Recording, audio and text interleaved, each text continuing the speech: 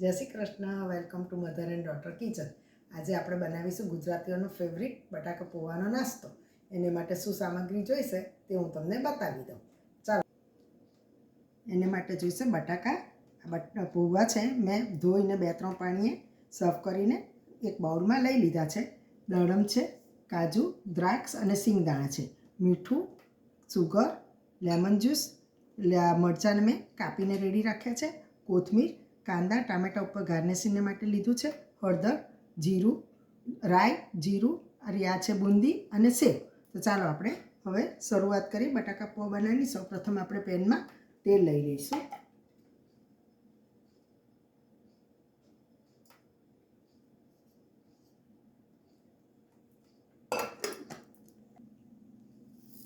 હવે અંદર રાઈ નાખીશું, થોડી જીરું નાખીશું. હવે રાઈ અને જીરું બંને લાલ થાય ને રાઈ ફૂટે એટલે આપણે અંદર બટાકા નાખી દઈશું.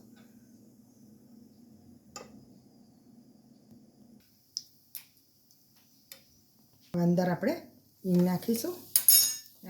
બટાકા મેં કાપીને રેડી રાખ્યા હતા અને સાથે લીમડી છે એ પણ એડ કરી દઈશું.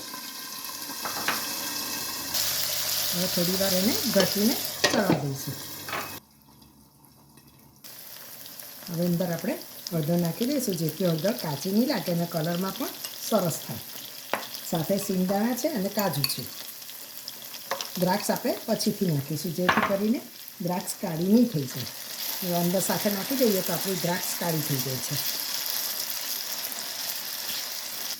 હવે આપણે આ મરચાંની ટુકડી પણ અંદર નાખી દઈશું. તમારા સ્વાદ પ્રમાણે તમે મરચાં પણ નાખી શકો છો.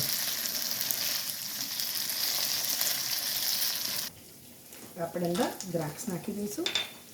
હવે આપણે અંદર પૌવા એડ કરી દઈશું.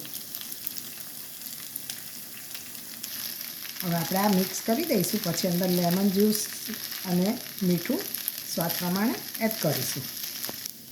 હવે આપણે અંદર બધું મસાલો મિક્સ કરી દઈશું. લેમન જ્યુસ, સોલ્ટ સ્વાદ પ્રમાણે તમારે નાખવું,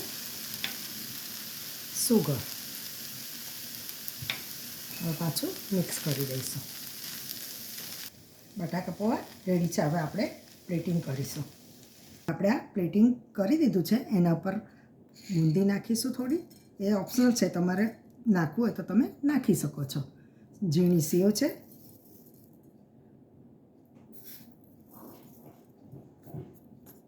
કાંદા છે, ટામેટાં છે, દાડમના દાણા એ પણ તમારે નાખવા હોય તો તમે નાખી શકો છો. આ લીંબુ છે. હવે એની પર આપણે કોથમીર નાખીશું. ને એક પ્લેટ મેં એમ જ રાખી છે. જો કોઈને નહીં ભાવે આવું બધું તો તે એમને પણ ખાઈ શકે છે. બટાકા પૌવા રેડી છે. Thank you for watching.